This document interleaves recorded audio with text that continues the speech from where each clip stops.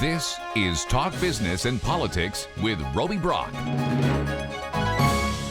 Welcome to the program. Joining me now, John Brummett, columnist with the Arkansas Democrat-Gazette. Good to see you at the beginning of the week, sir. Good to see you, Roby.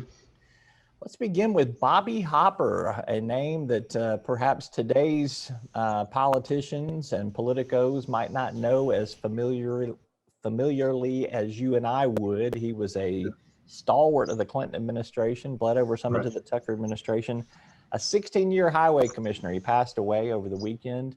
Tell me what people need to know about Bobby Hopper and basically kind of how legendary he was in those circles. Well, first, anecdotes are the best way to describe a person. And I remember shortly after, in the 80s, when Bill Clinton surprised a lot of us by appointing this person we didn't know as a political power broker to the Highway Commission. There was a roast in Rogers for Bobby Hopper. I was up there with others. We spent most of our time, as you might imagine, making jokes about each other because Bobby Hopper was not a well-known, ripe figure for jokes. But when it came his time to respond, he said, I don't really like to talk bad about people, and I'm not all that good at public speaking. So I thought I'd do this, and he hit the power button on a jam box and got out in front of the stage and danced a powerful athletic jig.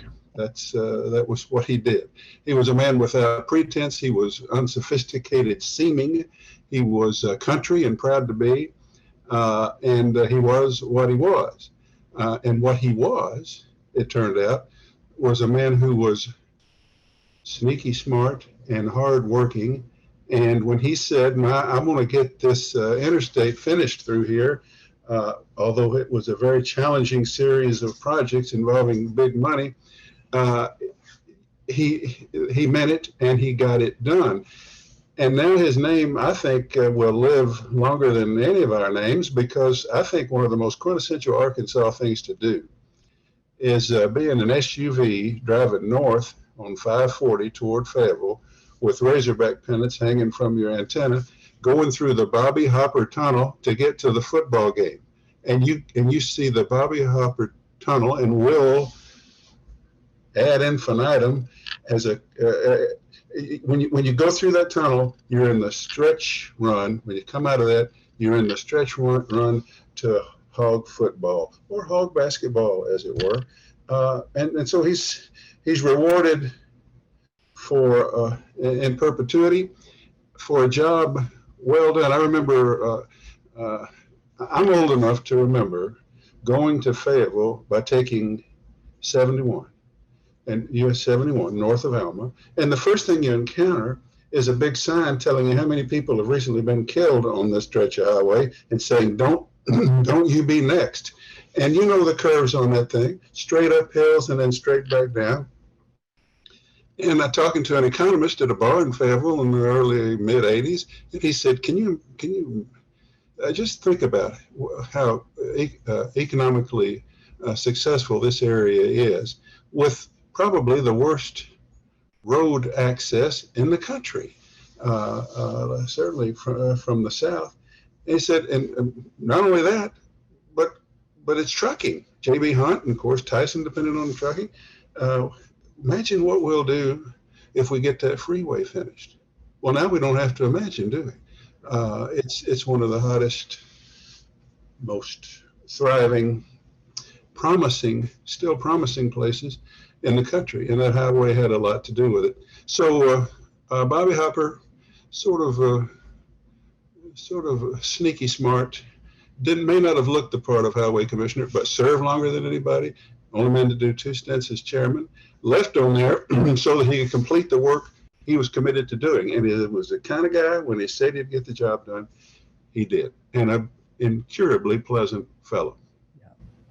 You're talking about you're young enough to remember taking Highway 71. See, I'm young enough and reckless enough to remember I would take the pig trail to get to Fayetteville, because it was a lot more fun to drive on the pig trail. It was fun. It was fun. Yeah, that was the other route. But now we got the freeway. Yes. Largely thanks to Mr. Hopper. There you go. All Right. right. Democrats have pitched a teacher pay raise plan that until they secure 75% of the votes in both chambers is not going anywhere, but they've at least thrown something of substance out there. It's not going to make the special session call unless they get those votes lined up. Is this just, hey, we're going to put some good policy out there and hope that we get some credit for doing that with voters? Or you think this thing has any modicum of a chance of getting on the special session call? Well, I hate to be pessimistic toward the Democrats, particularly when they're trying this hard and doing this well tactically, but I don't see, I mean, Roby, you and I see the Republican legislature, there's very little chance for teacher raises to happen. They're going to cut income taxes instead and only. But I was talking to happened to be in a little social setting with some Democratic folks over the, late last week. And the discussion was, we finally got an issue and we finally capitalized on it, which is not to say they're going to make policy. It's to say they've got hold of a good issue. They thank Asa Hutchinson for it. Actually, they said, we wouldn't be in this position if he hadn't proposed this in the first place.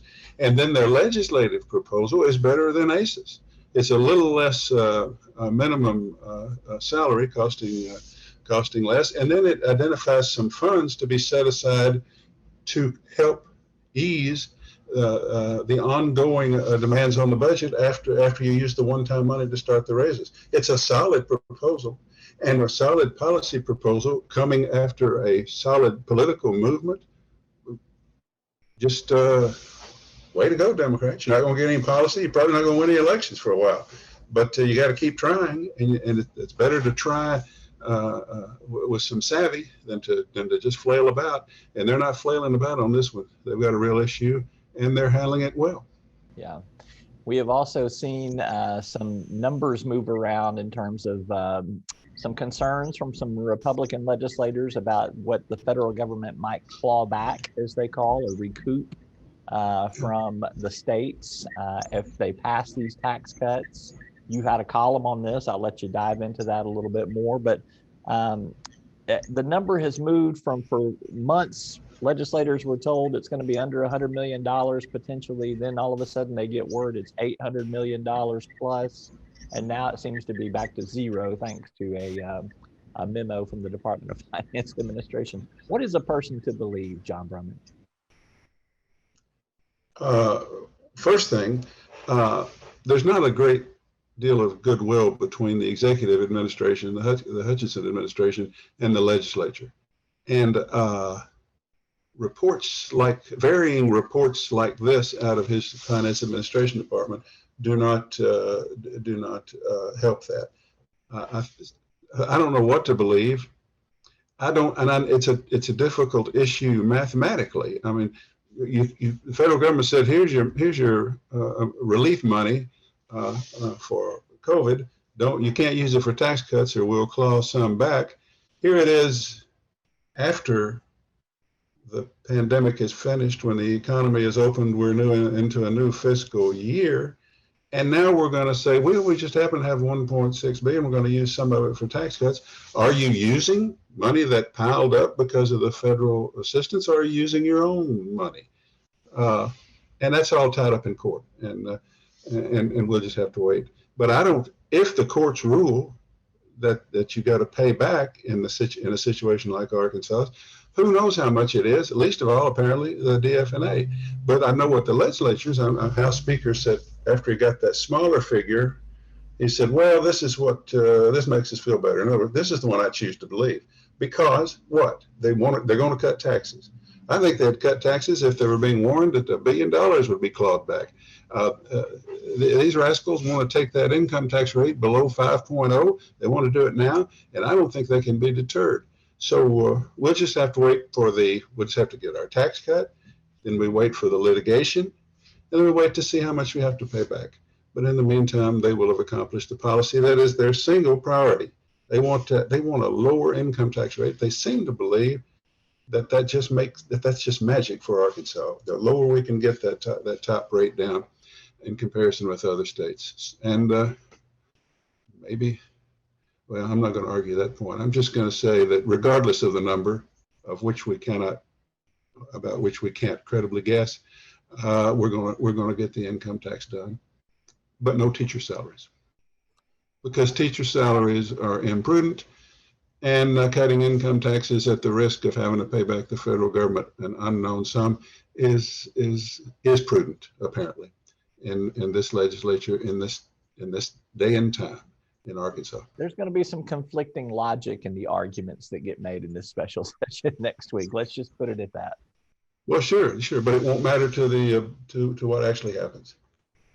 All right, he's John Brummett, columnist with the Arkansas Democrat Gazette. Always appreciate your take. Thanks for being with us. See you next week, Roby. Thanks a lot. Bye-bye.